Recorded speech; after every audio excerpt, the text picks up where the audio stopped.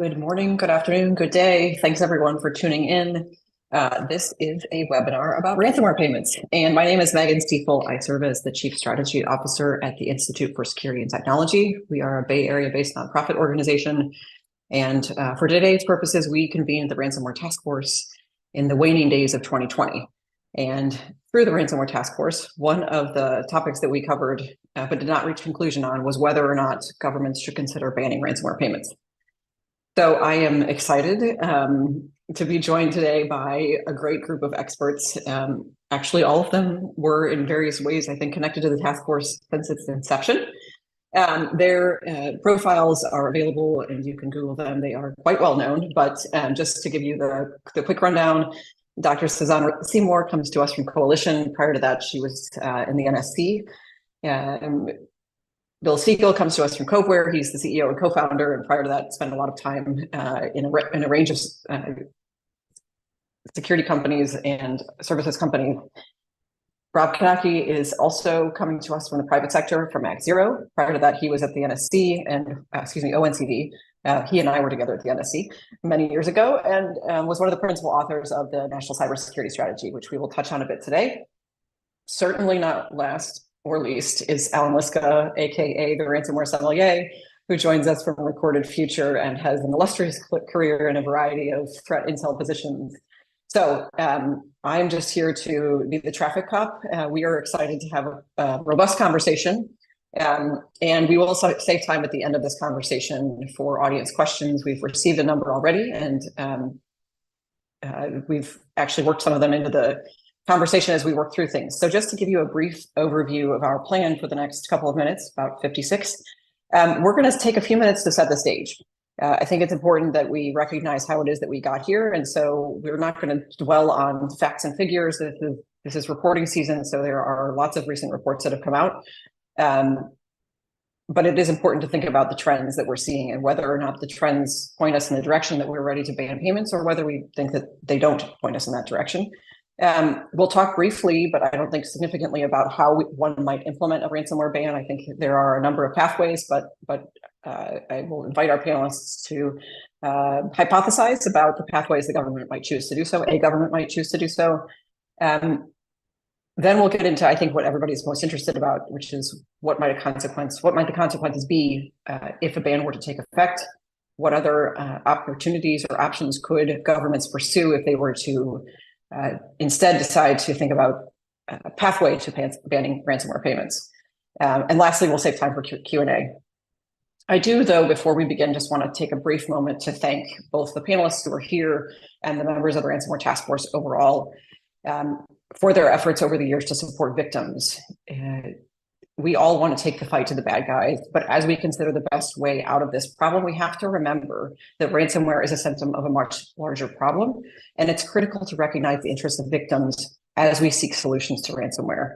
Taking it to the bad guys is a holding tool in reality, while we work to implement broader policies to reduce the reliance upon insecure first-to-market products and services.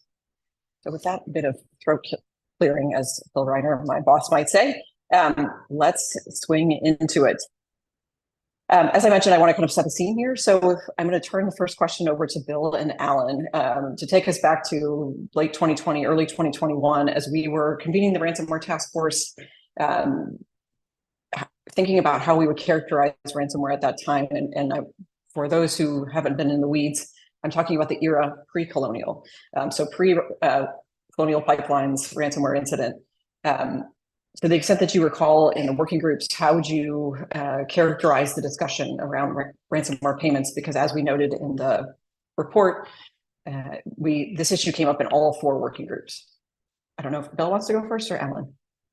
Go ahead, Allan. So, it's funny when we talk about what we're seeing now, a little bit of history repeating itself in that, when we started in 2020, we had seen a big increase in ransomware attacks, and we were starting to see a change in methodology going from single extortion to double, triple, et cetera, extortion. And we were seeing really the rise of ransomware as a service, which was kind of coming onto the scene really 2018, 2019, but in 2020, it really expanded. Plus with the growth, with the pandemic restrictions, again, we saw a lot of it, but even when you look back now, the numbers we saw in 2020 look quaint to what we're seeing in 2023 and 2024. Yeah, I would echo that. You had a period of time in 2020 where like the Maze group really took it to another level in terms of volume, audacity, and tactics. And that was quickly followed by other groups that were very active in 2021, like the REvil group, which was responsible for some of the extremely high-profile attacks of that summer. JBS, Kaseya, and Conti as well. And so the Colonial Pipeline is a very important Mendoza line because a lot changed with that attack. But before that, you sort of had this volume and this experience and this severity that was sort of really only known to the companies that were experiencing it, the incident response space, the security space. And you'd have these periodic attacks kind of pop up in the media. But it really wasn't understood just how bad the problem was until Colonial Pipeline turned off the gasoline for a bunch of the East Coast. That everybody sort of woke up and was like, "Well, this is actually a serious problem." So quaint. That's quite the contrast, I think, to today. Although it does feel like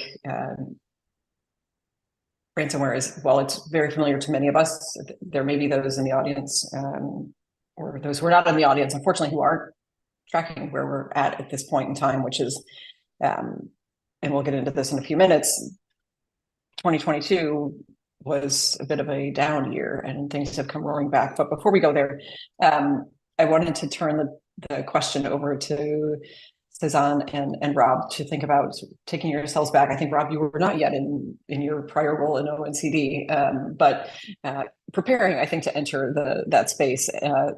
Sezaneh, you were in the government at that point in time, which maybe your responses can be a little bit cautious, but thinking back to kind of pre-colonial and sort of how the government was acknowledging the ransomware threat and the opportunities and kind of policy options that were under consideration. And I guess I'll give you all the opportunity to say, to bring us to post-colonial life and kind of, as Bill said, the shift that happened after that, and how I think the payment ban conversation has been happening. It's a bit of a sine wave. It comes and goes. So if we're back up, if you can take us back down and back up, that would be great. Yeah, certainly. So thanks. Maybe I'll just take a step back and just speak to what I observed was the administration's broader approach on cybersecurity. And then, of course, that includes ransomware. But the broader context is important because, as you noted earlier, like ransomware and other digital crimes are just a symptom of a broader resilience problem. So in 2021, Americans became more sensitized to the consequences of insecurity. I think that started with SolarWinds a little bit. There was some sort of general awareness of what was happening. And certainly, as Bill says, Colonial Pipeline made ransomware in particular a kitchen table issue. But one of the interesting things is, like, to many Americans, these felt like new challenges. At least you'd look at the coverage in the media, and a lot of folks seem to associate them with digital life in a pandemic. But those of us have known for decades that we've had an insidious digital security problem. But so to your specific question, though, one of the early shifts that I observed in government was just a conscious decision to move away from reactive policies to embracing more proactive and comprehensive measures to bolstering resilience. So the administration really recognized that tackling this problem in a meaningful way would mean addressing three concurrent realities. The first is just the reality that we have widespread vulnerabilities across our critical infrastructure, and that those grow by the day. Everyone on the panel and probably in the audience understands that there are lots of reasons for this. It comes down to things like the way we go to market with our software, or the fact that we sell certain cloud-based services separate from the measures needed to secure those services. And of course, we're making more products and services as smart by default by the day, but not necessarily secure by default. So all of these contribute to a growing attack surface with virtually limitless opportunities for threat actors to breach. And now from the perspective of a cyber insurer, with extensive data in this space, I can tell you that one of the first things we advise our insurers is to reduce their attack surface. So the second issue that as a government we recognize we were grappling with is that the majority of our critical infrastructure is owned and operated by private entities. And it's those entities that make their own risk tolerance and investment decisions. But the consequences of those decisions are borne by a much broader pool of victims. And when services are disrupted, we see that government has to step in. That Colonial Pipeline, again, is like a perfect example of this. When the pipeline went offline, governments had to figure out how to truck fuel to East Coast airports and gas stations. In the middle of a severe trucking shortage and deep in a pandemic. And so the last piece that we knew we were navigating is just the reality that criminals and even more broadly, like malicious state actors know that these breaches are productive, right? They extract ransoms, they steal trade secrets, and governments leverage intrusions to advance their geopolitical aims. So early in the administration, we acted aggressively with measures to address each of these variables, but we recognized we were working within what I would describe as very limited legislative and regulatory authority. A ransom payment ban was raised early on, thinking about how we can shift the incentive structure, basically to remove the profit. If you remove the profit angle, so it goes that you could essentially discourage criminal activity in this space. But for a lot of reasons that I'm sure we'll get to a bit later, we recognized that the time was not right and sort of set that aside. Just one more point that I'll say, I did mention that the government is working within very limited legislative and regulatory authority. And I think for those that aren't in the policy space, that's a really important point that I know Rob knows quite well. Our security challenges and even many of the solutions that we talk about and we'll talk about today, they're not new, they've been debated extensively.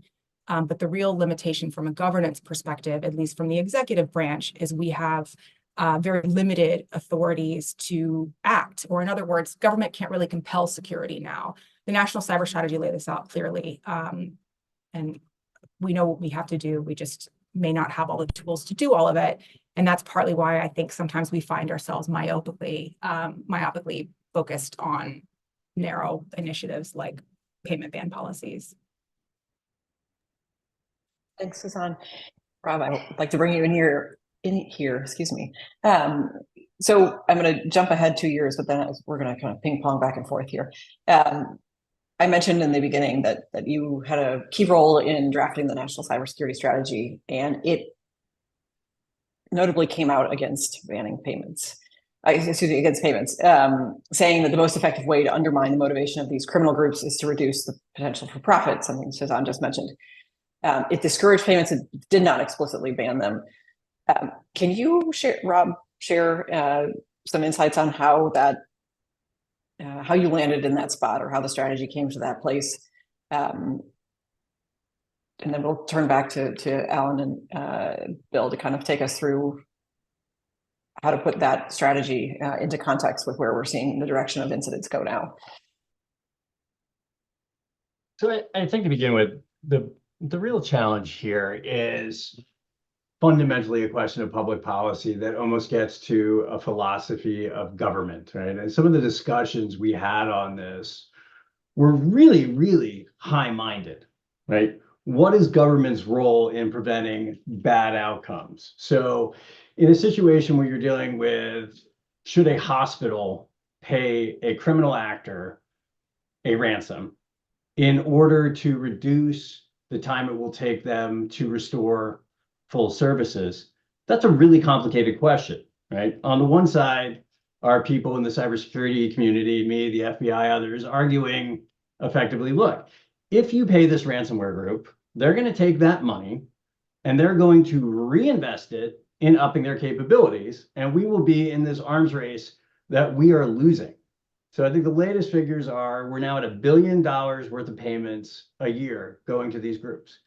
If they're anything like Silicon Valley startups, they're spending about 20% of that every year on enhancing their capabilities, on growing the number of people who are working for them, allowing them to take down more advanced, more capable companies that have actually invested in security. So they're going from bottom feeding on the weak companies who have invested nothing, now being able to exploit companies that have maybe made significant investments. We're now seeing ransomware actors do things that we used to only see nation states do, right? Exploiting zero-day vulnerabilities in popular software, right? We used to see ransomware actors as fast followers. As new zero-day comes out, the next day they're deploying, you have a 24-hour window to patch your systems. That's no longer the case, right? Because they're reinvesting. So every time you make a payment, they grow their capability. That's one side of it. Now, the other side of it is, okay, so the ransomware actors may have killed a number of people by shutting down the hospital and having to divert traffic. If you're going to say that this hospital now can't pay that ransom and it's going to take them an additional 2 weeks to 6 weeks to get back online, some people would argue, well, that's the government killing people by not letting that hospital recover their capability. Is that a decision the government wants to make? The contrast argument to that, and I'll finish up, would be, well, you're just really delaying the inevitable here, and the net positive benefit would be to shut this down, even if it means 6 people are going to die in this area where the hospital's been shut down because they can't pay the ransom payment.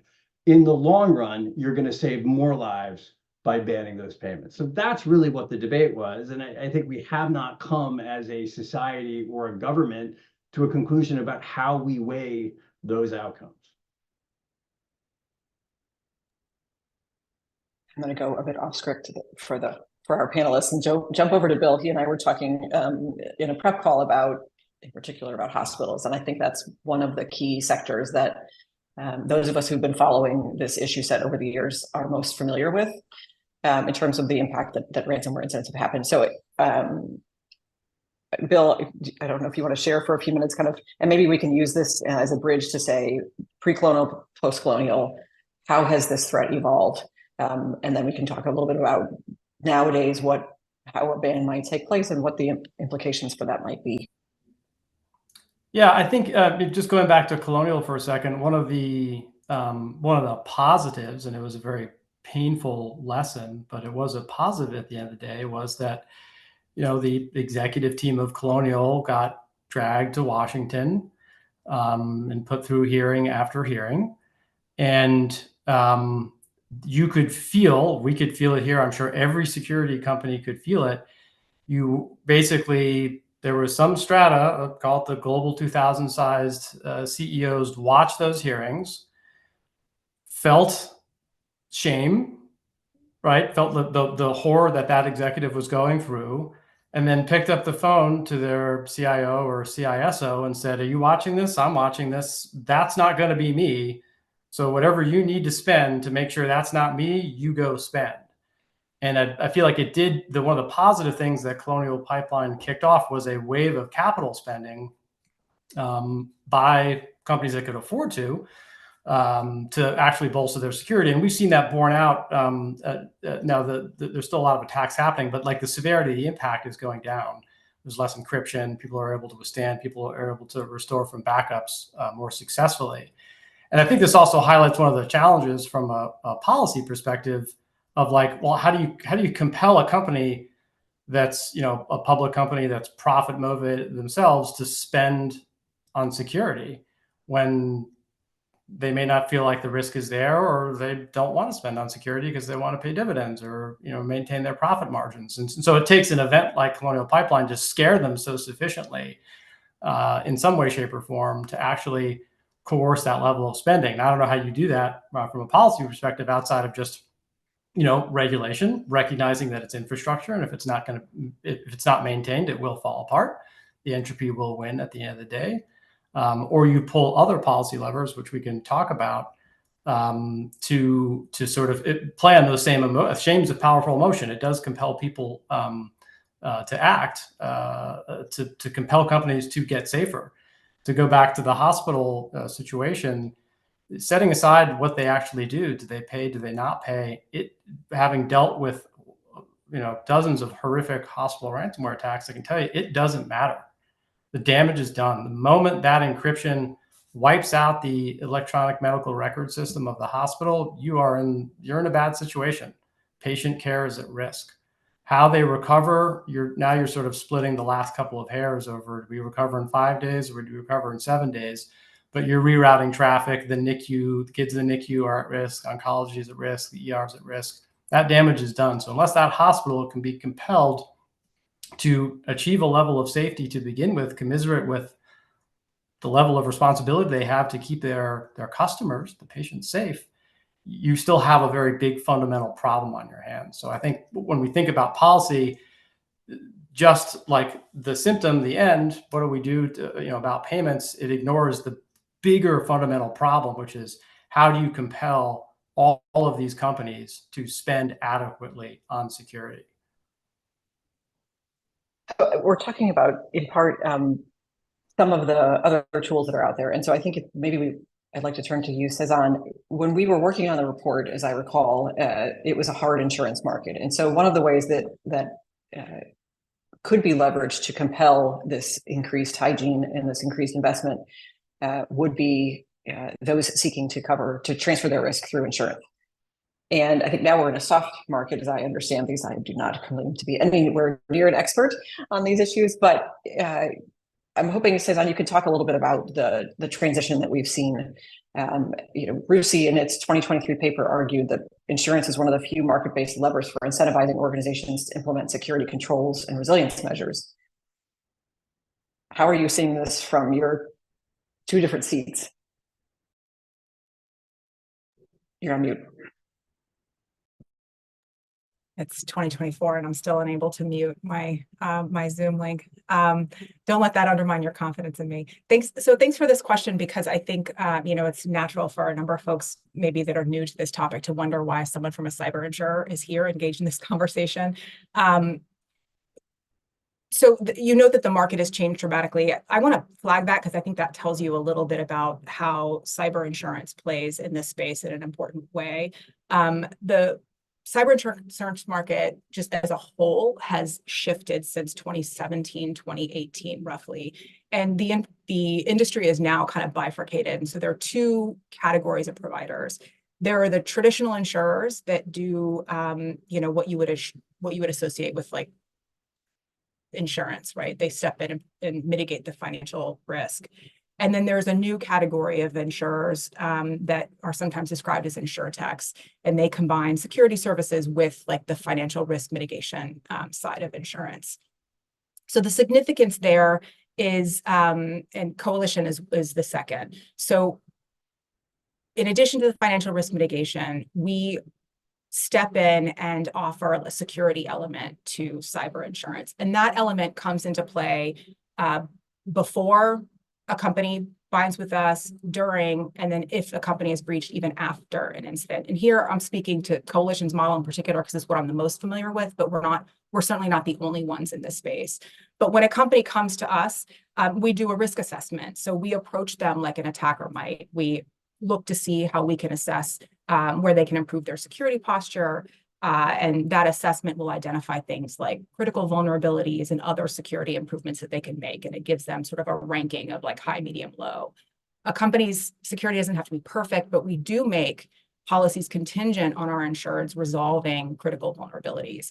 And that's because we have data that shows that if you have, for example, even one critical vulnerability, you are 33% more likely to experience a claim. So then during the life of the policy, we also continuously monitor and alert our policyholders to new vulnerabilities that apply to their situation. So not only do we monitor like CISA alerts, but we also have a security team. We fundamentally look different. We run honeypots with 2,000 net new hits a day, and we're constantly improving our model. Likewise, we have a security team that stands by to help our insureds actually mitigate their vulnerabilities should they need help. And just in the last year, again, we're heavily stats driven. We helped our policyholders over the course of a year reduce their vulnerabilities by 43%, I believe. And finally, in the event of a breach, like the new insurance model is, we also serve as 911 for a lot of small companies. So they'll phone us, and we have an affiliated incident response team. We also work closely with Bill's organization. And this sounds really unusual and innovative to many, and that's because it is, but I do think that this is the direction in which we're going to see cyber insurance moving. Now, the significance of that is we having that visibility into an organization, before, during the life, and when they're hit, we are able to assess, like, what is the relationship between an entity's security posture and their likelihood of having an incident? How quickly can they respond? What can we do to help these organizations become more resilient so they're not victimized? And that data that we use, I think, is quite important. And the RUSI report is one of many that just recognizes this is a market-based lever that actually can drive resilience. And as the market gets bigger, potentially at scale, but the cyber insurance market is actually quite small relative to like broader property and casualty. Thanks, Sezaneh. I think one thing that we probably won't have time to get into, because I know everybody is wanting to get into the question about sort of what if we were to implement a ban and how we would go about it, but is the distinction between companies who are carrying cyber-related risk coverage and those who are not. And I think there's a decent assumption that many of the larger entities out there are covering. So in theory, they may have a better risk tolerance and resilience status. But before we sort of, I think we could probably parking lot that one and think about how much that actually impacts whether or not a ban makes sense at this point in time. To just briefly talk about if a ban were to take effect, how do we think it would be implemented? What policy and legal instruments would the government, if it's the US government, just be mindful too that of the CRI statement, where the Counter-Ransomware Initiative issued a statement at the end of, early part of November 2023, saying that governments should not make payments. So that's, again, a subset of all entities out there, that's governments. And in this case, we understand that statement to be referring to federal governments, national governments. So the US government would not make a payment itself. But if the US government or another government were to want to ban private entities, state and locals, related entities in other countries, do we have a sense, most of us we're all here, how that would be implemented? And I think, Rob, I'll turn to you first, and Sezaneh, and then I know both Bill and Allan have thought about this as well, and we'll turn then to what the impact might be.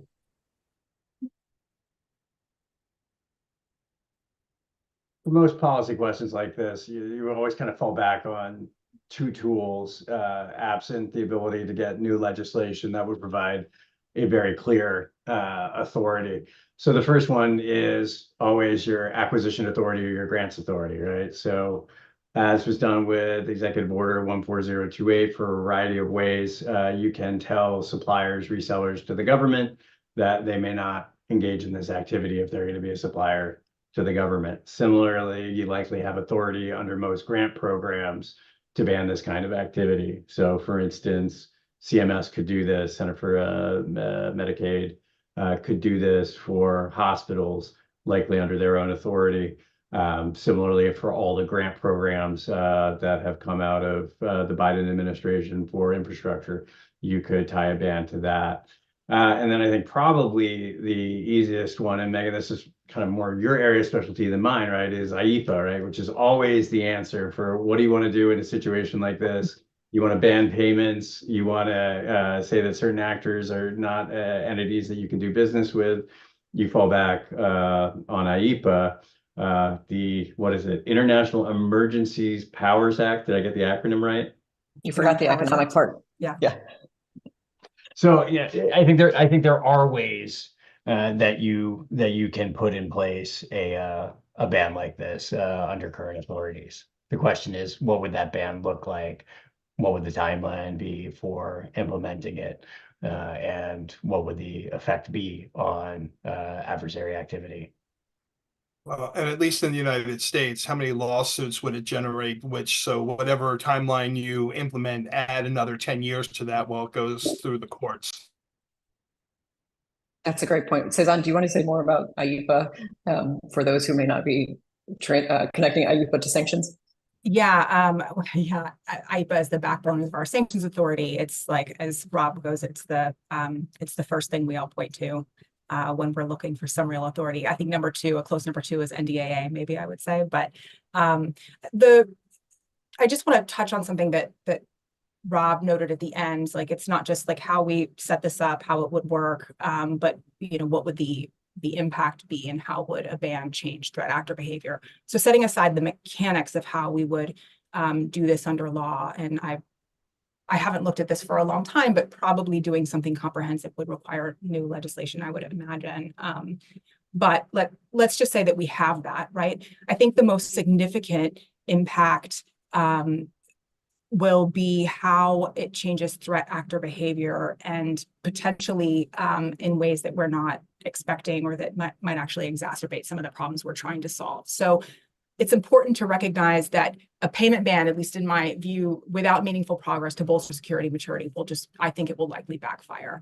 Because of those, when we talk about a ban, we are overlooking the reality that a ban won't actually be a ban. So with IEPA, just as treasuries like OFAC administers sanctions authorities, they also have to administer exceptions to sanctions in the form of a license. And so a payment ban will also come with exceptions for exigency. That's just the way this will work, right? So those exceptions are likely to be limited to our most critical national services. We've talked about hospitals where prolonged disruption would potentially impact patient care. In time, criminals will recognize this pattern that if there's a broad payment ban, there are a few narrow exceptions. Hospitals seem to be able to get them. And my view is they will adapt, and they will turn their attention to those entities that are most likely to receive an exception to pay. And that will likely result in increased attacks on the very infrastructure that a ban really seeks to protect. So that's my personal view, the biggest concern at the moment. And it's part of the reason why we really cannot divorce the conversation about payment policy bans that are seeking to sort of remove incentives for criminals from all of the basic cyber hygiene that we as a country have to do, and we are really falling behind. I mean, there is so much work that we have to do before we get to a ban. Tend to agree. I want to turn to the question I think most of us are sort of waiting for as I preview. So Allan, take us there. Let's say that the government leverages existing authorities because Congress is unlikely to pass a new authority in the current environment, and a ban goes into effect prohibiting critical infrastructure. So as everyone knows, I think there are 15, 16 critical infrastructure sectors that are set forth, and so arguably that's a way to kind of sectorally administer such a ban. What happens next? What do we see immediately in the aftermath? Setting aside also the litigation of which I think is a question that also is not often, or an outcome that isn't often discussed. But in terms of kind of thinking about the victim and thinking about the state of resilience in our economy, or we can think about global economies, how do you see this going? Poorly. Do you want me to expound on that, or can I just leave yes, it? Yes. Quaint, poorly, and I'm forgetting the other good one from Bill. But yeah, please. No, I think that's what payment ban. I think for some feels like an easy button, and we have been arguing that it's not. So we'd love to hear kind of how you see it. So I actually think we may wind up having to do that because nothing else we're doing is working. But we have micro examples of this. So we have payment bans that have been enacted in North Carolina and Florida, and that's just against public entities only in North Carolina and Florida, and that has not slowed down ransomware attacks against public entities in those two states. So even though there's a ban in place, and as far as we know, no ransom has been paid, it hasn't stopped the ransomware actors from hitting those entities. So there are a couple things we need to keep in mind. One is, generally speaking, ransomware actors aren't targeted, they're targets of opportunity. So the ransomware actors are looking for vulnerable systems, they're looking for emails and passwords that they can easily grab from dark web forums or wherever, and they're going to go after whatever they can get. This is now almost like mass production, right? It's like building a car or whatever, the way that the operation works between the initial access brokers and the ransomware actors and so on. So even if you say, okay, we're not going to put a ban, we're going to put a ban in place on all critical infrastructure, ransomware actors don't care. They're going to go after whatever they want in order to get into as many systems as possible. And if one of those happens to be critical infrastructure, so be it. So it's not going to slow down the attacks. then on the other side of it, remember that we also have that combination now of not just the encryption, but the data theft. So even if you're not going to get a ransom payment from that critical infrastructure component, the records that you've stolen from there may be valuable in and of themselves, especially when you talk about healthcare. Patient records are very valuable on underground forums. And so there's really no incentive to slow down. And then the final point I make, because I don't want to monologue here, is the ransomware actors are criminals, and they assume everybody that they deal with is also a criminal.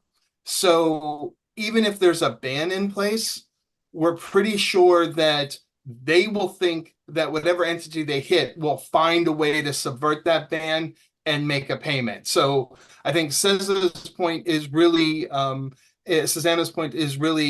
valid, that that they may try and put additional pressure on, but also they may just think that hey, we're criminals, they're criminals in theory, and so they'll find a way to pay. Thanks, Allan. Bill, do you want to share your, I know you, just to plug Coveware's recent blog on this topic, in the event that you don't have to give time to give your full answer, and also to plug a webinar that we had in October, I believe, of last year, where we talked a little bit about some of the challenges in administering licenses, given the high number of ransomware incidents in the United States per day, which is roughly around 8. So Bill, what does your parade of horribles look like?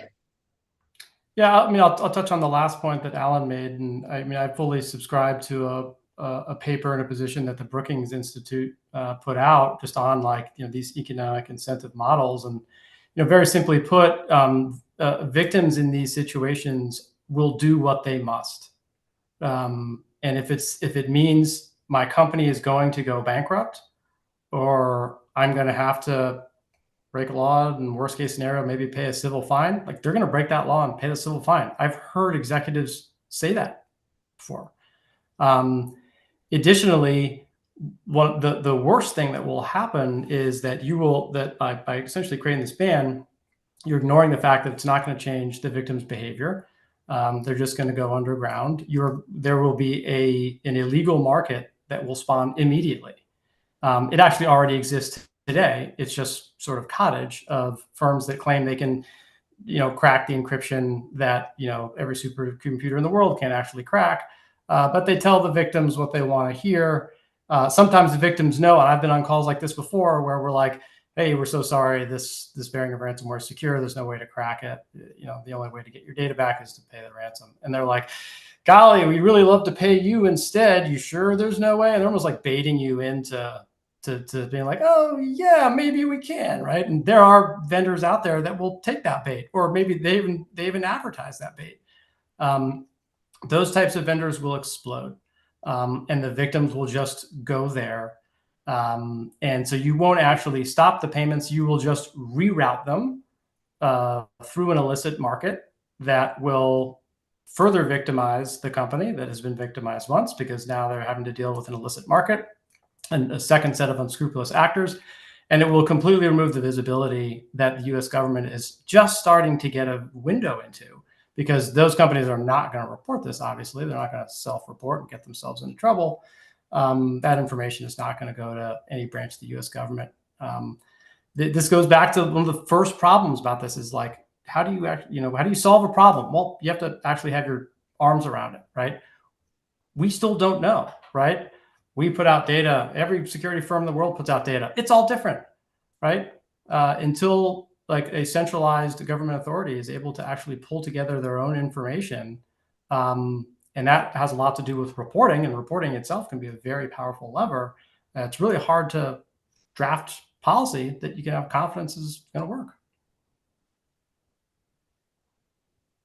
Does that? Can I just jump in? So Bill's point about all sorts of data existing, and your earlier point about this being data season, is a reminder that while frequency of incidents have gone up, and we've seen lots of reports about payment amounts, there's also a trend from both insurers and I think incident response firms that actually the tendency or the willingness to pay has gone down over time. We've certainly seen that at Coalition. And it's hard to say, like, again, like the denominator for all these numbers is different. And then from an insurer's perspective, like you may have a self-selecting population, but that's an interesting phenomenon. And I read a lot of different theories behind why that is.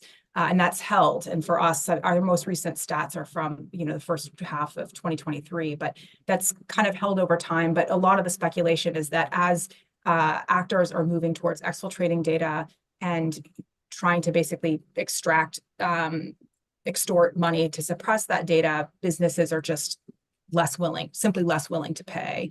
And this is sort of the point where firms like Bills and others can actually help business owners that are going through a ransomware incident that can feel existential to a small business owner, right? Just having someone where it's their like fourth, ransomware incident of the day, help them walk through in a thoughtful, dispassionate way, like what the math problem is, right? Like to make a really good fact-based choice, like what are your options? Like what do you really get by paying? And I wonder if that's some of what we're seeing. It would be really interesting to dive into those variables to understand what's happening, I think from a policy perspective, as well as just from a business perspective. Megan, can I jump in here? So I think my take on Bill and Allan's points is that when you're making public policy, there are always going to be trade-offs. And you need to begin with the premise that you cannot let the perfect be the enemy of the good. A better situation, even if it is not a perfect solution, is what you're trying to achieve. So a situation in which corporate America, where I actually feel like I've got a higher view of than you guys do, I don't think most CEOs at companies are going to commit crimes in order to save their bottom line and ultimately risk jail. I think what we could see is a ban that goes into place in which you say, yeah, you can choose to violate this law and you can pay a civil penalty to do so. And you're going to have to disclose that to the government and you're going to have to publicly disclose that, but you can choose that. And that might be year 1. In year 5, you might have those penalties ratcheted up, right? I think that would start to get the incentives in the right place. So to Bill's point, where you say, okay, hey, in 5 years, the penalties are going to be really real. So I've got 5 years to invest in my cybersecurity to get it up to a point where I will never have to consider paying a ransom, right? That might be the goal of your policy. So to Allan's point, oh, it'll take 10 years. Maybe that's okay. Now, I actually think with something like IEPA versus regulation and the interpretation of regulation, the president has ample authority, water's edge out, to implement something like this on foreign actors. I don't think that's going to get contested in courts. And if it does, I think it'll get contested very quickly. But put that aside, I think there are ways to ratchet this up. So really, beginning with the end in mind, what's the outcome we want to see here? And let's go back to hospitals. I don't want to see hospitals shut down with ransomware. How can I communicate to the hospital that they have to invest and to the threat actor that they don't want to target this hospital? Well, I don't want to give the threat actor an exception to say, hey, if we go after hospitals, they'll be able to get an ability to pay the ransom from the government. That is the last thing we want, because that'll increase the targeting on hospitals. That will end up killing more people. So we don't want to do that. I think the best answer that I've heard out here is you might want to communicate to the threat actors that if you disrupt something, you're no longer a criminal, you're a terrorist, right? If at the point at which you're killing people because you're throwing things offline, you're targeting critical infrastructure, you're shutting down fuel, you're no longer a criminal, you're a terrorist. And in that case, we cannot pay you. That is an absolute ban. So if you want to extract data, you want to hold it for ransom, you want to force companies to pay not to reveal that, you want to take that data and you want to use it for business email compromise, you want to use it for fraud, that's fine. That's not societal level disruptions like we're seeing from ransomware. So if we can actually change the threat actor behavior and move them towards that, that's a positive. That would be good. Yeah, Rob, what you highlighted is actually a really good example of there's a lot, there's probably a dozen small screws that can actually change and scope behavior in, 3 to 7% like each, right? And if you look at like the definition as it's defined of a terrorist, it's it sort of just misses that mark, right? You could probably add 4 to 5 words to the requisite statutes of terrorists just to include sort of like kinetic outcome of these sorts of incidents, and it would draw in a subset of these attacks to no longer be considered financially motivated, but you actually are falling under the definition of a terrorist or a terrorist act, and that in and of itself, now you've crossed the line, you can't pay a terrorist. Or if we can designate them as terrorists, bring in the drones. Hit a hospital and you get hit with a drone. What's that, Rob? So, I mean, I think what Allan is saying is actually a very real point, right? On the other side of it, of communicating to ransomware actors, you cross a point from criminality to something else. At a certain point, we have other tools on the table, right? We're playing this game of cybersecurity. We have an option as a government to flip the board over. And I think that we are starting to get to that point. And I think there's been some signals that ransomware actors know that they've crossed lines in certain situations and that they want to avoid that. Now, the complicating situation is that right now, given the geopolitical state of the world, it's very difficult to think that we're going to be able to apply pressure to Russia to rein in ransomware actors. We saw a dip for a variety of reasons at the start of the war in Ukraine. We're no longer seeing that.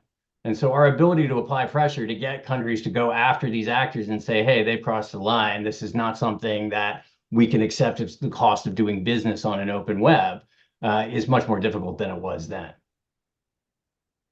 Just one other observation, as you think about going after these groups, and, if you think about the way that sanctions are administered, for example, and these entities disband and reconstitute and rename themselves consistently. So it really will be a whack-a-mole effort. That's not to say that it's not worth doing, but I just, the point that I think you started with, Rob, in your last intervention, I think is the right one. Like, what's the outcome that we're trying to seek and how do we get there? And this, I hate to sound like a broken record, but I keep getting back to, like, we have a really significant resilience problem. I know that that's not the subject of this conversation, but the national cybersecurity strategy has a lot of good elements in there. And I think really we have to pull as a country on multiple levers at once to really, if we want to reduce the incidence of digital crime, cybercrime, ransomware specifically, we have to pull on multiple levers at once. And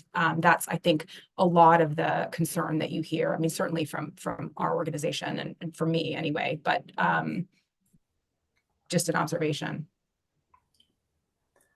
Yeah, I'd add, like, so there's carrots and there's sticks, right? And to Rob's earlier point about, like, the willingness of a CFO to break the law, he's 100% right. In the context of a given incident, though, it's only the most severe ones where that sort of, like, I will do anything comes into play.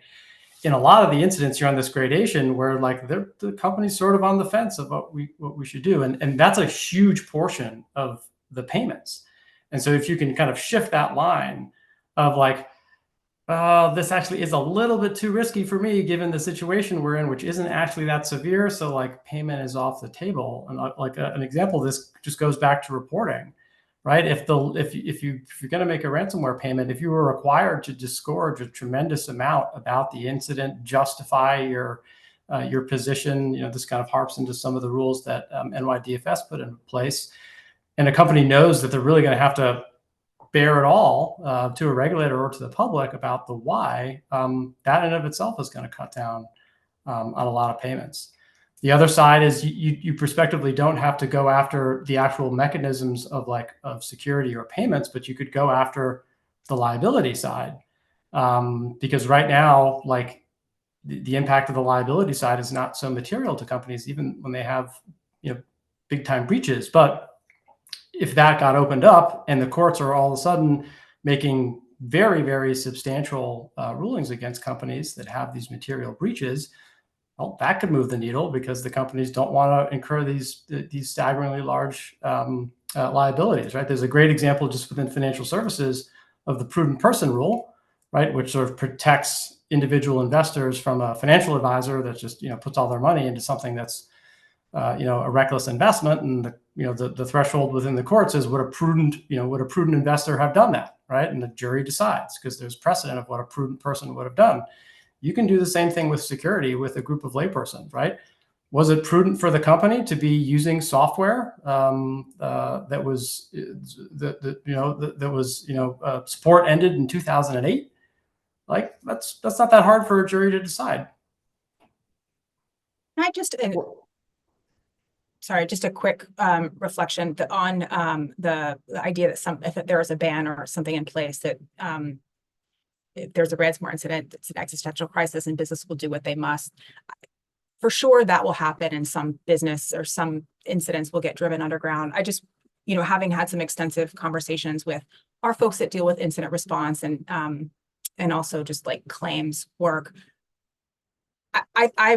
my view based on that is we will see businesses comply. Like one of the early questions that we get is like, what are my obligations? How do I report? Businesses tend to be actually quite careful about wanting to comply because they are worried about the sanctions. So I do think businesses will comply with whatever comes out. The real concern then becomes what are the second and third order effects of those policies. But just to stand up for CEOs and C-suite executives everywhere, it's just like, I actually think that most businesses are trying to do the right thing for what it's worth. We started to, Bill, I don't know if you wanted to respond to that. Yeah, I was going to give a good example of that was the U.S. Treasury guidance that came out in 2021 around ransomware payments that stipulated sort of like these 3 things you have to do to potentially mitigate your strict liability. The moment that went out, it was followed, at least within the incident response community, which typically is working with most of the sort of global 2,000 sized organizations that have these sorts of incidents. And so I think one of the frustrations that I've had with reporting legislation is the time and complexity it takes to actually get it into law. It's completely unnecessary. Like I would say within 48 hours of that guidance going out and being public, it was followed within the incident response space, which covered a huge swath of what was going on. So it's a very efficient policy lever to just put out guidance on, hey, here's how you can avoid some of the scary things. Great point, Bill. I think we've talked a little bit over the past couple of minutes about alternatives potentially to a payment ban or options along a pathway to banning payments. I think most of our panelists maybe think that it's a relevant tool. The question is the timing of it. Do we do it today, tomorrow, this year, or do we set us on a pathway that says in 5 years payments will be banned? So get your act together. Along those lines, there was a question from the audience, and I know we only have like 5 minutes left. It flies when you're having fun, I hope. What would you say is the government's role in providing national cybersecurity insurance plan to support SMEs, small and medium-sized enterprises, and municipalities that can't afford some of the insurance services? Would something like tax credits or rebates be instrumental in facilitating stronger cyber posture across these entities? I will also flag that this was one of the recommendations. It's related to a recommendation that we had in the initial task force report, as some of the other pieces that have been mentioned this morning are. So I think, Sezaneh, I might turn to you on kind of the viability of something like that in the first instance, but others should weigh in too. The viability of tax credits and this is for insurance. I'm sorry, I'm not quite sure that I Sure. So I think a question is, if there's part of the question is around an insurance backstop. Would we look to an insurance backstop around ransomware?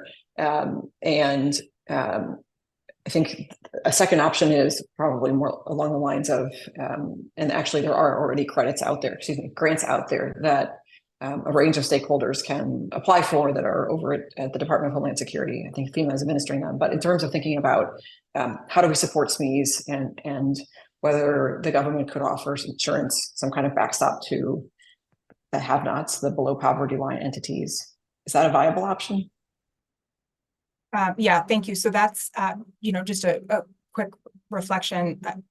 Possibly, I'm sure that type of financial support will be helpful. I will say that, insurance, not all insurance is the same. So not every entity requires that you implement basic cyber hygiene. And just getting back to the beginning of the conversation, if the goal is to reduce the number of incidents, we really should be thinking about how to mitigate moral hazard. And some of that is making sure that, insurance comes with the expectations that that businesses take measures to bolster their resilience.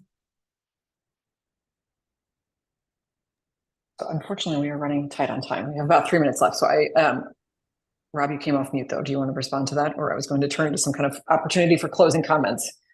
I just say quickly, the conversation around an insurance backstop is for catastrophic systemic risk that the insurance industry might not be able to handle, not for subsidizing insurance at lower levels, creating something that looks like flood insurance, fail policy. So what we want to make sure we're doing is incentivizing the kind of things that Sezaneh is talking about through the insurance markets, not the opposite of that. And quickly, I think the best answer on how do we get more money and focusing on hospitals, direct payment, make it reimbursable so hospitals can get cybersecurity, make cybersecurity investments rather than taking it off the bottom line in a challenging market.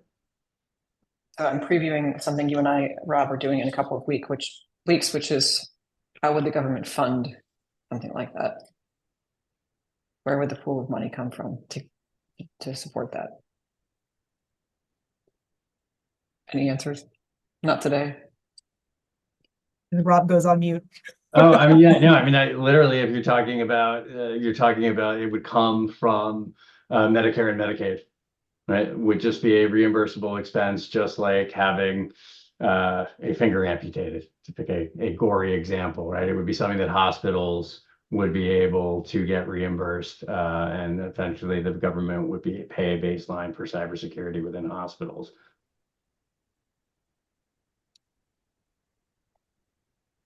Well, that is certainly the topic for a future webinar. Since you're off mute, Rob, or Sezaneh, I see you're also off mute. Would you like to offer any closing comments? I think we could spend a lot more time on this, and I'm sorry we only have an hour for it, but perhaps we can convene again in a few weeks. No, actually, I'll defer to others if they have stuff to add. Take us home. So I think we made a lot of great points here today. I do think, and I saw this come up repeatedly in the questions here.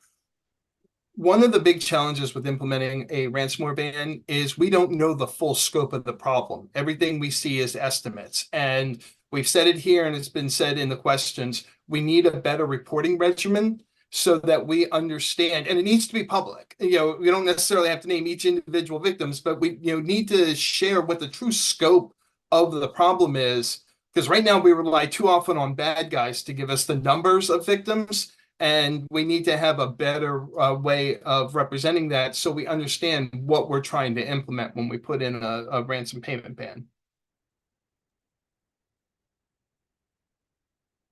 Couldn't agree more. Bill, anything further to add? I think these are all great points. I think the discussion is arguably the most important thing, right? Sunlight's the best the best disinfectant. This needs to be dragged out in the open and discussed. Yes, I guess I couldn't agree more with that either. I think I'll close by offering that we do have reporting requirements coming down the pike in the United States, particularly for ransomware payments. And one of the reasons in the task force that we advocated for that was not just to have a better sense of the scope of the problem, but also to think about how, if we scope the reporting correctly, we should be able to derive information about that that suggests where these incidents are happening. How are these guys getting in? Which then allows the government to identify additional policy tools or direct policy tools, raise funds, et cetera, figure out how to fund Medicare and Medicaid to back up hospitals. And so this is where I'm straying from my moderator role to say, putting a payment ban in place now without having had the benefit of the information that will come from that reporting seems, I think, I'll speak only for myself, to be too much too soon. So to be continued with the too much too soon. Thank you to our amazing panelists. Thanks for taking the time. Thanks for joining us today. Google all of them. They've written a lot and thought a lot about these issues. They are quite complex. And of course, we have a variety of reports that IST and our task force members have contributed to on the website. So stay tuned for more. We will be back to keep the conversation going soon. Take care.